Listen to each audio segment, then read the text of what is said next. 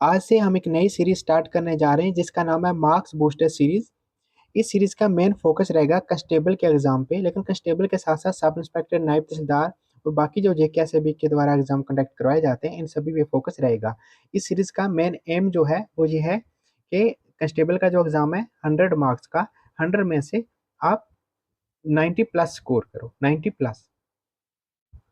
इस सीरीज पे सभी वीडियो जो हैं वो आपको यूट्यूब पे फ्री मिल जाएंगी, और जो पीडीएफ है वो पेड है। पीडीएफ ज्वाइन करने के लिए आप इस नंबर पे व्हाट्सअप करो। ये जो पीडीएफ है जीके की, जीके 25 मार्क्स की है।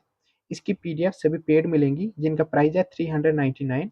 अगर आप ये बैच ज्वाइन करना चाहते हो तो आप व्हाट्सअप करो इस नंबर पे 9469360266। तो इस सीरीज का आज पहला दिन है, तो पहला पार्ट है। देखो, अगर आप सिलेबस ओपन करोगे तो जीके के सिलेबस में पहले नंबर पे जो टॉपिक है वो ये है, important dates in Indian history, freedom struggle, different dates and events. तो इस टॉपिक को हम कंप्लीट करेंगे।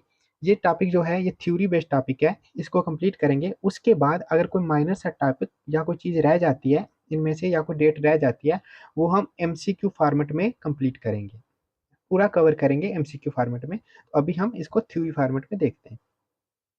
सबसे पहले इंपॉर्टेंट डेट्स की बात करते हैं हम। इंपॉर्टेंट इसमें यही है आपके syllabus, important dates freedom struggle के रिलेटेड और इवेंट्स इंपॉर्टेंट जो हैं वो। तो मॉडर्न हिस्ट्री से हम स्टार्ट करते हैं। सबसे पहले ये डेट आपको याद रखनी है कि बैटल ऑफ प्लासी जो है ये कौन सी डेट को हुई थी। ठीक है, ये हुई थी जून 23, 1757 को। उसके बाद ये बैटल जो है ये किसके बीच में फोर्ट हुई थी? ये ब्रिटिश ईस्ट इंडिया कंपनी और बंगाल के नवाब थे जिनका नाम था नवाब सिराजुद्दौला। इनके बीच में बैटल जो है लड़ी गई थी। इस बैटल में क्या हुआ था कि जो ब्रिटिश थे उनकी विक्ट्री हुई थी, वो जीते थे। लेकिन ये एक टर्निंग पॉइंट था, यहाँ से ब्रिटिश का जो डोमिनेंस था इंडिया में वो इस्टेब्लिश हो गया। इनका एक डोमिनेंस इस्टेब्लिश हो गया इस बैटल ऑफ प्लेसी के बाद। उसके बाद हम नेक्स्ट बात करें तो बैटल ऑफ बक्सर। ये बक्सर कब हुई थी? ये हुई थी 22 अक्टूबर 1764 को। ये डेट्स आपको स्पेशल याद रखनी है, आपके सिलेबस में दी हुई है कि डेट्स इंपॉर्टेंट याद रखनी है। उसके बाद फर्स्ट एंगल मैसूर वार। एंग्लो मैसूर वार जो है ये कब हुई थी? पहली पहली हुई थी 1767 में, और ये एंड हो गई थी 1769 में। सेकंड एंग्लो मैसूर वार ये हुई थी 1780 से 84 के बीच में रही थी ये वार। फिर पिट्स इंडिया एक्ट जो है ये पास किया गया था 1784 में। थर्ड एंग्लो मैसूर वार जो है ये हुई थी 1719 में, 1790। उसके बाद परमानेंट सेटलमेंट सिस्टम जो लॉन्च किया गया था ये 1793 में लॉन्च किया गया था। कहाँ पे? बंगाल में, परमानेंट सेटलमेंट सिस्टम। उसके बाद जो टिप्पू सुल्तान, इनकी डेथ हुई थी कौन सी वार में? ये फोर्थ वार थी, एंग्लो मैसूर वार। इस वार में इनकी डेथ हो गई थी और ये वार हुई थी 1799 में। उसके बाद देखो, ट्रीटी ऑफ अमृतसर, ये दो ट्रीटी हैं। पहली ट्रीटी जो है, दोनों को अमृतसर ट्रीटी कहा जाता है। ठीक है, पहली हुई थी 1809 में और दूसरी 1846 में। पहली जो है 1809 वाली, उसमें क्या हुआ था? ये ट्रीटी साइन की गई थी किसके बीच में? ये ब्रिटिश ईस्ट इंडिया कंपनी और महाराजा रंजीत सिंह, इनके बीच में साइन हुई थी। कब हुई थी? अप्रैल 25, 1809 में। उसके बाद ये किस लिए साइन की गई थी? ये साइन की गई थी किसके रिस्पॉन्स में? देखो, एक फ्रांस जो था उसका थ्रेट था कहाँ पे? नॉर्थ वेस्टर्न इंडिया में। और जो रंजीत सिंह थे इन्होंने अटेम्प्ट की थी कि सतलुज के अराउंड जो एरिया है, सतलुज रिवर के अराउंड, उस पर कंट्रोल करने की। उसके रिस्पॉन्स में ये ट्रीटी जो है ये इम्पोज की गई थी।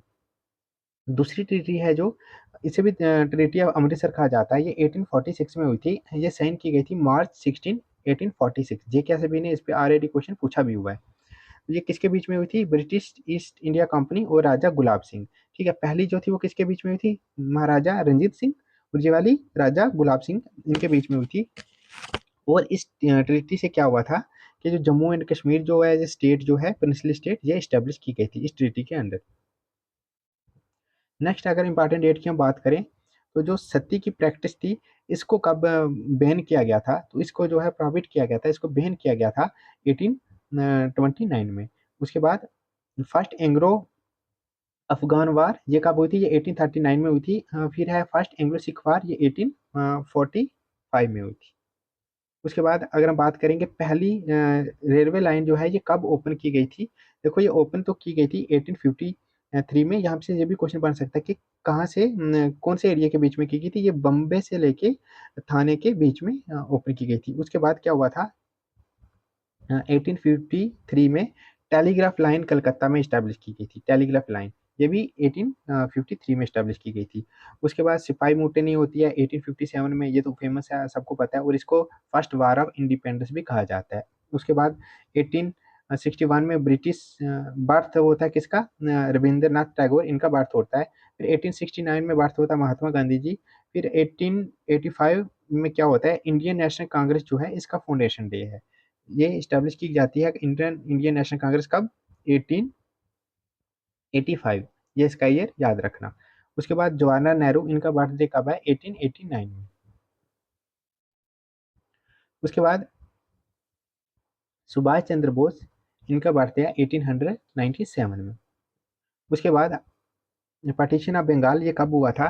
देखो ये हुआ था अक्टूबर 16 अक्टूबर 95 में ये हुआ था, ये याद रखना। और किसके द्वारा किया गया था? उस टाइम जो लॉर्ड थे, वो लॉर्ड कर्जन जो ये वाइसरे थे, ठीक है, वाइसरे थे, इनके द्वारा किया गया था। वाइसरे लॉर्ड कर्जन, इन्होंने पटिशन किया था बंगाल का। डेट याद रखना, डेट इंपॉर्टेंट हो जाती है, अक्टूबर 16 1905। मुस्लिम लीग जो है उसका वो कब इस्टेब्लिश हुई थी? वो हुई थी 1906 में। और कहाँ पे हुई थी? ढाका में। ढाका बांग्लादेश में जो है वहाँ पे इस्टेब्लिश किया गया था इसको। फिर 1911 में क्या होता है कि दिल्ली दरबार जो है दिल्ली जो है ये कैपिटल बन जाती है इंडिया की। कब कब से ये कैपिटल है? 1911 से। दिल्ली दरबार किंग जॉर्ज और क्वीन जो है इन्होंने विजिट किया था इंडिया को, कहाँ पे? दिल्ली में। और उसके बाद दिल्ली को कैपिटल ही रखा गया है अब तक। उसके बाद 1914 में फर्स्ट वर्ल्ड वार शुरू हो जाती है। 1960 में लखनऊ पैक्ट साइन होता है। लखनऊ पैक्ट किसके बीच में साइन होता है? ये डेट याद रखना। एक तो 1916 में साइन होता है, और मुस्लिम लीग और कांग्रेस के बीच में ये साइन किया जाता है। तो फिर 1918 में क्या होता है? वर्ल्ड वार फर्स्ट जो है वो खत्म हो जाती है। उसके बाद जो एक 1919 का एक्ट पास किया जाता है, ठीक है, ये कब किया जाता है? 1919 में। ये रिफॉर्म इंट्रोड्यूस किए जाते हैं। उसके बाद जलियांवाला बाग मास्कर जो है ये कहाँ पे हुआ था? अमृतसर में हुआ था। और इसकी डेट याद रखना, 13 अप्रैल 1919 में। खिलाफत मूवमेंट ये कब शुरू की गई थी? ये पहली नॉन कॉपरेशन मूवमेंट थी जो गांधी जी के द्वारा शुरू की गई थी। वो कौन सी थी खिलाफत मूवमेंट? और कौन से ईयर में लॉन्च की गई थी? 1920 में। फिर 1922 में क्या होता है कि वायलेंस होता है कहाँ पे? चोरी चोरा में। तो गांधी जी ने इस मूवमेंट को अब बंद कर दिया था, ठीक है, विड्रा कर दिया था इस मूवमेंट से, नॉन कॉपरेशन मूवमेंट से। तो अगर क्वेश्चन आ जाए नॉन कॉपरेशन मूवमेंट से विड्रा कब किया गया था, तो 1922 में। फिर 1925 में क्या होता है? कम्युनिस्ट पार्टी जो है वो फॉर्म होती है। कम्युनिस्ट पार्टी कब फॉर्म की जाती है? 1925 में। फिर 1927 में क्या होता है? साइमन कमीशन का बाइकआउट किया जाता है। साइमन कमीशन में देखो 7 बंदे थे, सभी के सभी ब्रिटिशर थे, कोई भी इंडियन नहीं था, ठीक है। उसके बाद ब्रॉडकास्टिंग स्टार्ट की जाती है इंडिया में, ये भी 1927 में। फिर लाला लाजपत राय इनकी डेथ हो जाती है 1928 में।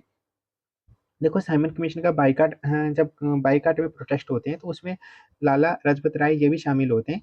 तो पुलिस की लाठीचार्ज में इनकी डेथ हो जाती है 1928 में। फिर नेहरू रिपोर्ट जो है वो पब्लिश की गई थी 1928 में। उसके बाद नेक्स्ट हम बात करें कि पूर्णा स्वराज, या फिर जिसको हम बोले टोटल इंडिपेंडेंस रेजोल्यूशन, ये कहाँ पे पास किया गया था? पूर्णा स्वराज या फिर टोटल इंडिपेंडेंस रेजोल्यूशन, ये पास किया गया था लाहौर सेशन में, लाहौर सेशन। और तब डेट क्या थी? देखो 19 दिसंबर 1929, ये डेट इंपॉर्टेंट हो जाती है, 19 दिसंबर 1929। उसके बाद 1930 में क्या होता है? सिविल डिसोबीडियंस मूवमेंट लॉन्च की जाती है। इसकी फिक्स डेट अगर हम देखें तो 12 मार्च 1930 को सिविल डिसोबीडियंस मूवमेंट लॉन्च की जाती है। उसके बाद डांडी मार्च जो है गांधी जी के द्वारा स्टार्ट की जाती है। डांडी मार्च स्टार्ट की जाती है देखो अप्रैल 12 को, और ये खत्म होती है अप्रैल 6 को। तो ये ईयर कौन सा होता है? 1930। ये डेट आप याद रखना, 1930। फिर फर्स्ट राउंड टेबल कॉन्फ्रेंस होती है कहाँ पे? लंदन में। ये क्वेश्चन बन सकता है कि पहली जो राउंड टेबल कॉन्फ्रेंस है वो कहाँ हुई थी? देखो वो लंदन में हुई थी। और कब हुई थी? नवंबर 1930 से लेके जनवरी 1931 के बीच में ये रही थी। नेक्स्ट हम बात करें तो गांधी इरविन पैक्ट, ये पैक्ट हुआ था 1931 में। और क्या क्या हुआ था 1931 में? गांधी इरविन पैक्ट एक हो गया, civil disobedience movement, civil disobedience movement को सस्पेंड किया गया था। ये लॉन्च की गई थी 1930 में, तो 1931 में सिविल डिसओबीडियंस मूवमेंट को सस्पेंड किया गया था। फिर सेकंड राउंड टेबल कॉन्फ्रेंस होती है। सेकंड राउंड टेबल कॉन्फ्रेंस कहाँ होती है, कब होती है? 1931 में होती है। 1932 में क्या होता है? McDonald announced communal award modified by Poona pact. देखो क्या होता है, जो होते हैं ना एससी, ठीक है, या हम बोले 1932 में क्या होता है, कम्युनल अवार्ड दिया गया था। देखो मुस्लिम को ऑलरेडी सेपरेट इलेक्टोरेट दिए गए थे, ठीक है, जो बाकी ऐसे कम्युनिटी हैं उनको भी दिए गए थे। तो ये 1999 के एक्ट में सभी कम्युनिटी को वाले में दिया गया था। उसके बाद जो लोअर कास्ट थी उनको भी इस अवार्ड में उनको भी क्या अलग सेपरेट इलेक्टोरेट दिए गए थे, किसमें? कम्युनल अवार्ड में, ठीक है।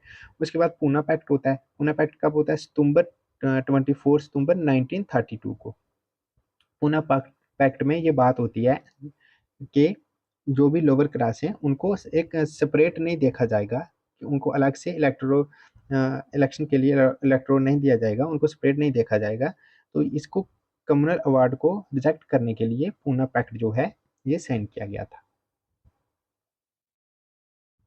पूना पैक्ट की डेट याद रखना, सितंबर 24 1932। उसके बाद गवर्नमेंट ऑफ इंडिया एक्ट 1935 का एक्ट जो है ये पास किया जाता है, जिसे कहते हैं गवर्नमेंट ऑफ इंडिया एक्ट। उसके बाद प्रोविंशियल एटोनॉमी। देखो 1937 में जब गवर्नमेंट बनी थी, ठीक है, तो कांग्रेस ने गवर्नमेंट बनाई थी। उसमें क्या था, जो प्रोविंशियल प्रोविंस थी उनको एटोनॉमी दी गई थी कि वो अपनी मर्जी से जो वो है मिनिस्टर जो है जो गवर्नमेंट फॉर्म करके वो चला सकते थे 1937 में। उसके बाद 1938 में क्या होता है, ऑल इंडिया किसान सभा फॉर्म की जाती है। 1939 में वार्ड वार सेकंड शुरू होती है, सितंबर 3 सितंबर होती है, 3 सितंबर 1939 को।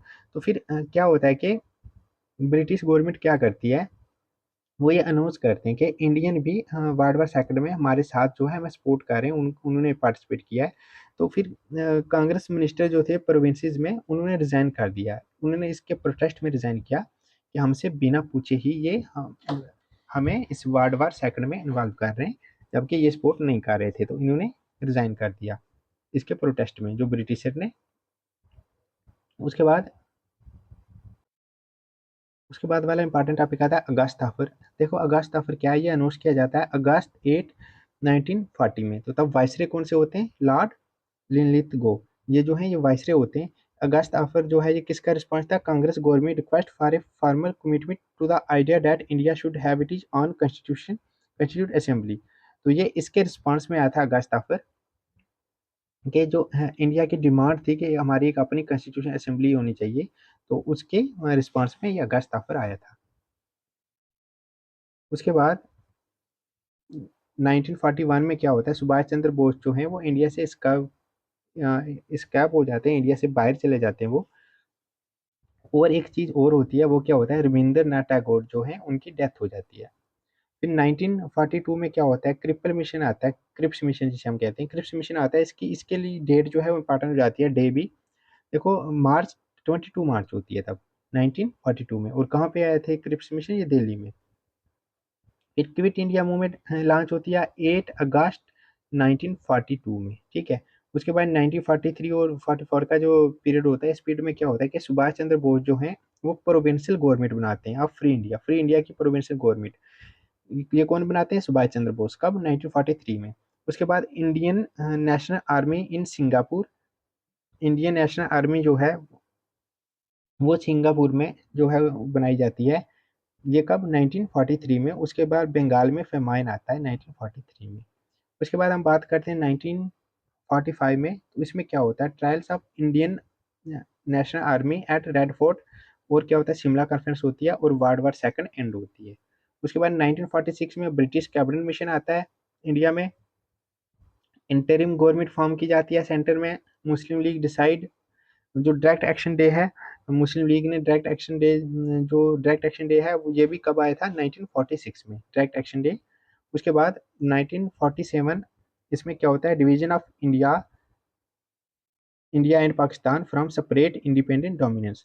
तो जो डिवीजन होती है, पार्टीशन होती है, वो 1947 में। वो कौन सा डे होता है? 15 अगस्त 1947। पाकिस्तान का इंडिपेंडेंट डे है 14 अगस्त, और इंडिया का इंडिपेंडेंस डे है 15 अगस्त। उसके बाद कुछ और चीज़ें हम देख लेते हैं जो इम्पोर्टेंट है आपके सिलेबस में। इंडियन नेशनल कांग्रेस के बारे में, ठीक है। इंडियन नेशनल कांग्रेस तो फॉर्म हुई थी 1885 में। किसके द्वारा फॉर्म की गई थी? एओ होम, इनके द्वारा फॉर्म की गई थी। ये कौन थे? ये इंग्लिश मैन थे और रिटायर्ड सिविल सर्वेंट थे। उसके बाद इंपॉर्टेंट चीज़ ये बन जाती है कि जो पहला इंडियन नेशनल कांग्रेस का सेशन था, ये कहाँ हुआ था? ये बम्बे में हुआ था। तो ये किसने इसके प्रेसिडेंट कौन थे? पहले सेशन के प्रेसिडेंट थे वीसी बैनर्जी, ठीक है। ये 1885 में ही हुआ था। तो जो 72 डेलीगेट्स थी, इन्होंने अटेंड किया था। उसके बाद इम्पोर्टेंट अगर हम बात करें इसमें, पीडीएफ आपको मिल जाएगी। जिन्होंने ये बैच ज्वाइन किया हुआ है उनको पीडीएफ मिल जाएगी। अगर आपने नहीं किया हुआ तो बैच को ज्वाइन कर लेना, वहाँ पीडीएफ आपको रिवाइज के लिए मिल जाएगी। देखो, सबसे पहले स्टार्टिंग में जो इंडियन नेशनल कांग्रेस थी, उसकी अप्रोच होती है, वो क्या होते हैं, वो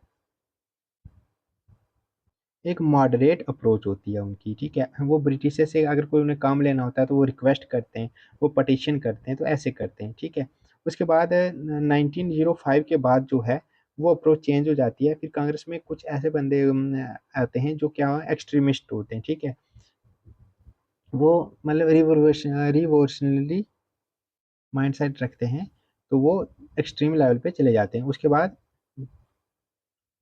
पार्टीशन ऑफ बंगाल होता है, ठीक है। ये कब होता है? अक्टूबर 1905 में। उसके बाद क्या होता है?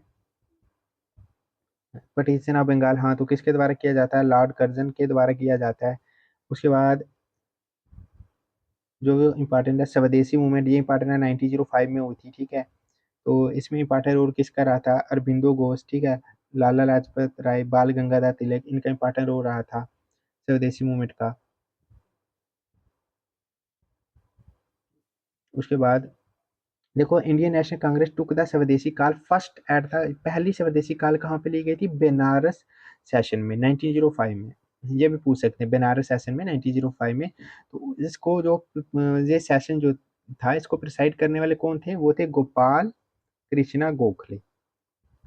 ये क्वेश्चन आ सकता है, स्वदेशी मूवमेंट जो लॉन्च की गई थी, तो उस सेशन को किसने प्रिसाइड किया था? वो गोपाल कृष्णा गोखले थे।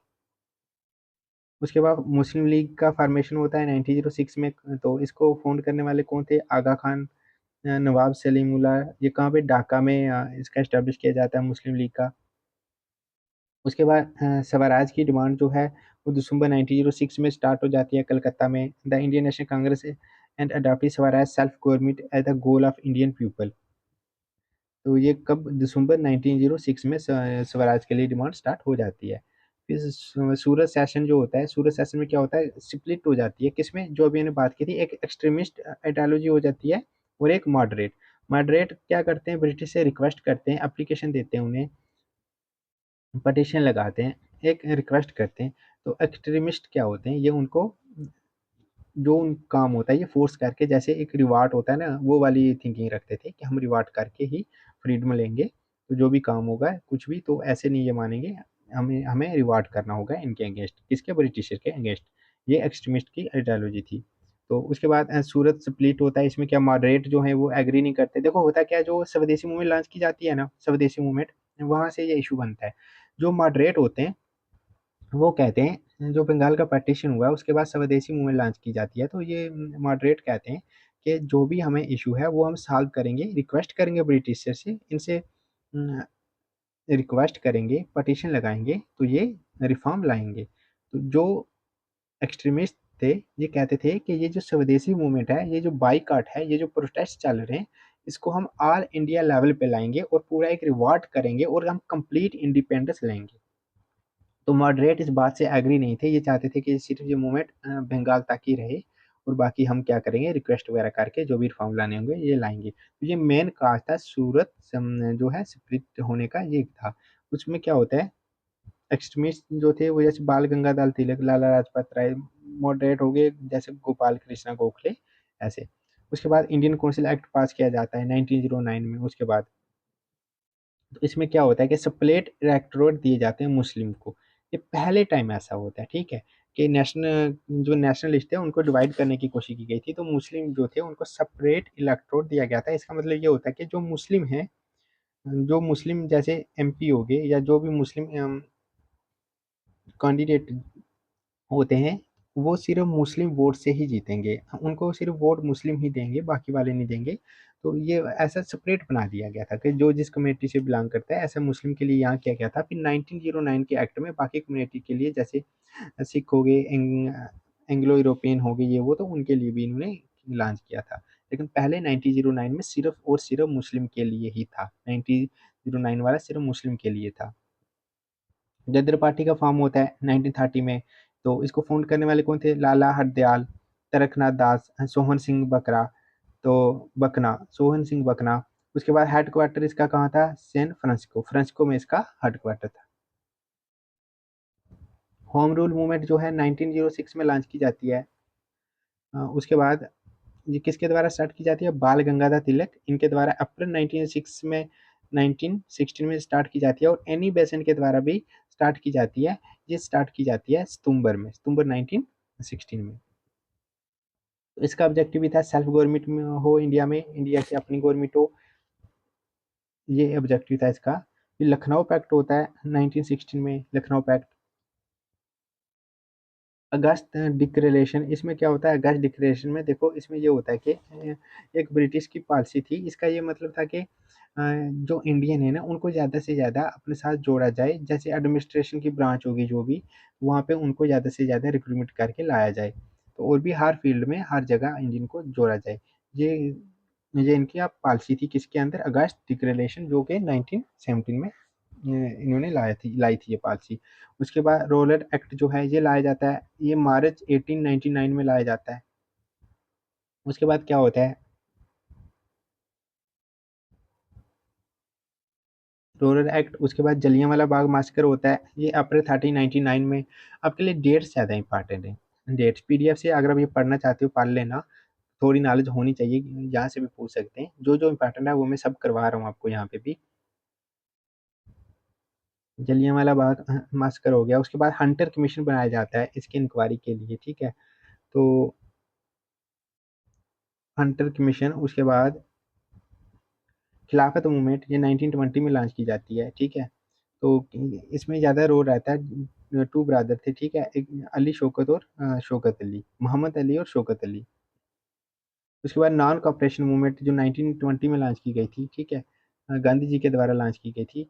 फिर चोरी चोरा इंसिडेंट होता है, फिर ये नॉन कॉपरेशन मूवमेंट से विड्रा किया जाता है। उसके बाद साइमन कमीशन 1927 में आते हैं। इसमें कोई भी इंडियन नहीं होता, सारे ब्रिटिशर होते हैं, ठीक है। और इसी के प्रोटेस्ट में लाठी चार्ज में लाला लाजपत राय जो थे उनकी डेथ हो गई थी। उसके बाद लाहौर सेशन होता है 1929 में, जिसे कहते हैं कि क्या कहते हैं, कंप्लीट इंडिपेंडेंस इसमें डिक्लेयर की गई थी। इसको प्रिसाइड करने वाले थे जवाहरलाल नेहरू, ठीक है। लाहौर सेशन, जवाहरलाल नेहरू, पूर्णा स्वराज, पूर्णा स्वराज का मतलब होता है कि कंप्लीट इंडिपेंडेंस, ये इसमें डिक्लेयर किया गया था। तो और क्या हुआ था? फिर क्या होता है कि दिसंबर 31 1929 को, ये डेट याद रखना, दिसंबर 31, इसको क्या हुआ था कि adopted tricolour flag was unfurled and on 26 November 1930 was fixed as the first Independence Day was to be celebrated every year। तो कौन सा डे फिक्स किया गया था? 26 नवंबर 1930। डांडी मार्च हमने देखा 1930 में लॉन्च की गई थी डांडी मार्च।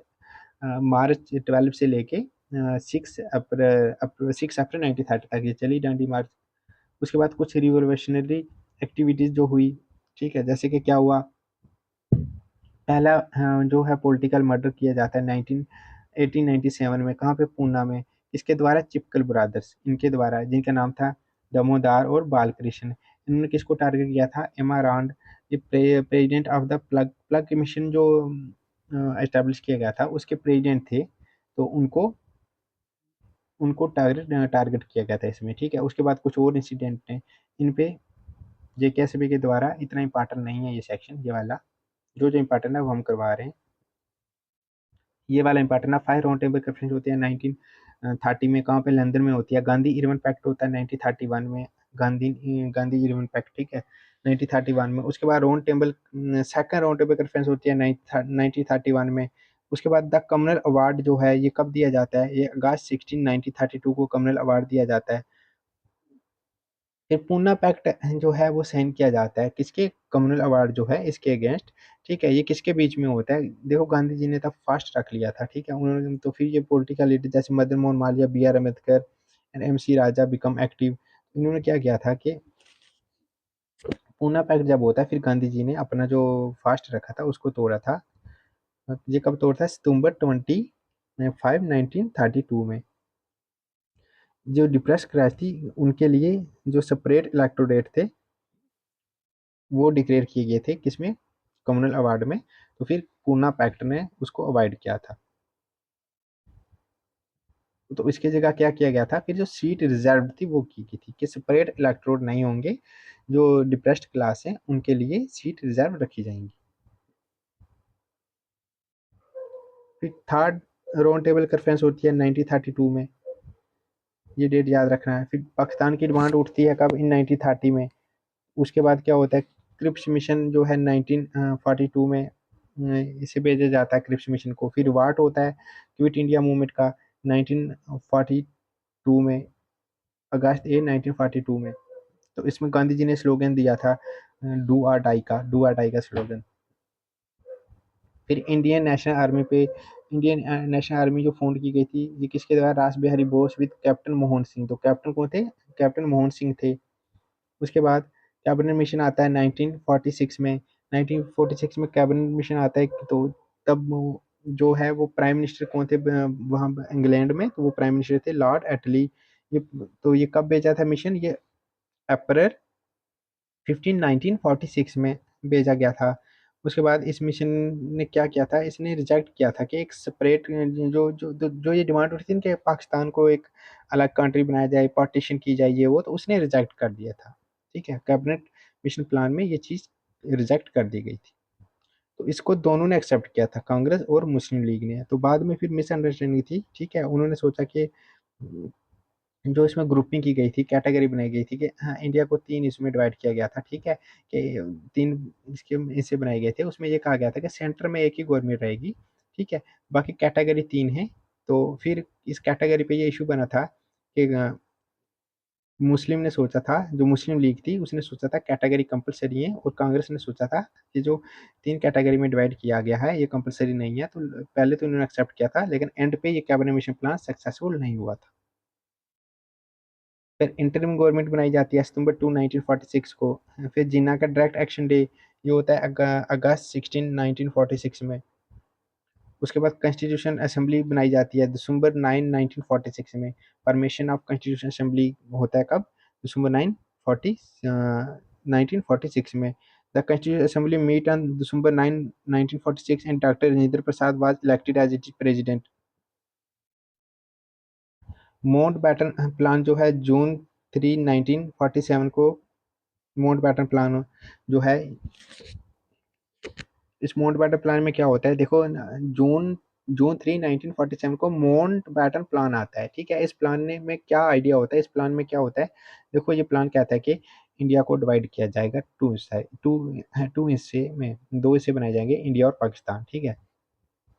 इसमें बात की जाती है और फाइनली फिर इसी पे क्या होता है कि अगस्त 15 को डेट फिक्स की जाती है कि ठीक है पावर दी जाएगी, इंडिया अलग से और पाकिस्तान अलग से, ये होता है।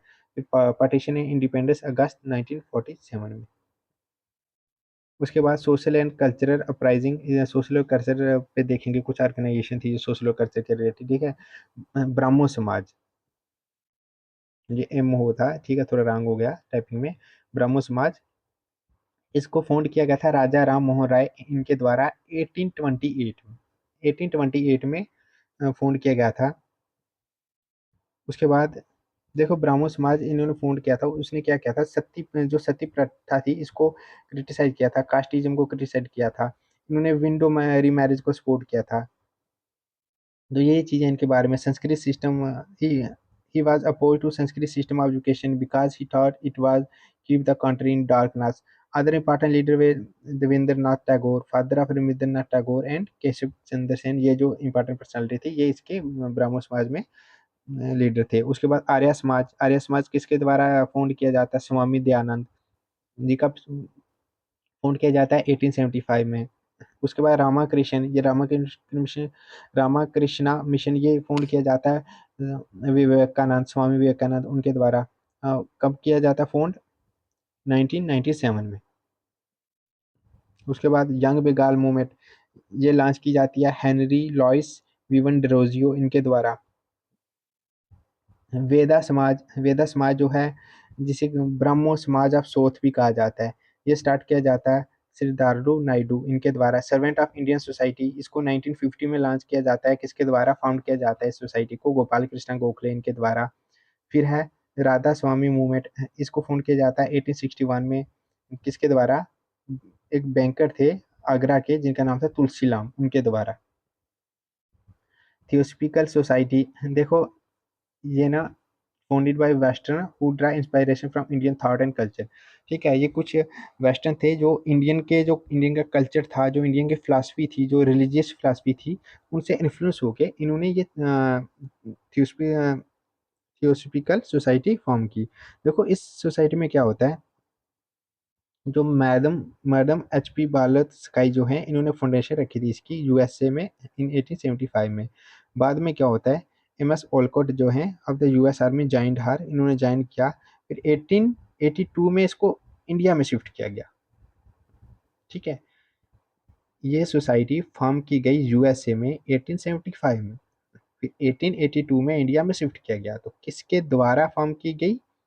Madam H P Blavatsky इनके द्वारा, ये नाम याद रखना। उसके बाद Annie Besant was elected president. Annie Besant जो है ना ही वो इसकी फाउंडर थी, एनी बेसेंट स्टार्टिंग में फाउंडर नहीं थे इसकी, लेकिन ये प्रेसिडेंट इलेक्ट की गई थी 1907 में। आज हम पहला लेक्चर था इतना ही रखते हैं, जो चीज़ें रहेगी वो एमसीक्यू फॉर्मेट में करेंगे। ठीक है, तो बाकी वाले जितने भी रिमेनिंग टॉपिक हैं वो हम कंप्लीट करेंगे, और उसके साथ साथ कंस्टेबल का जितना भी सिलेबस है और हम अच्छे से स्मार्ट वर्क जैसे करके, और जितना जीके एसबी की डिमांड है अच्छे से हम पूरे टॉपिक आपको कंप्लीट करवाएंगे।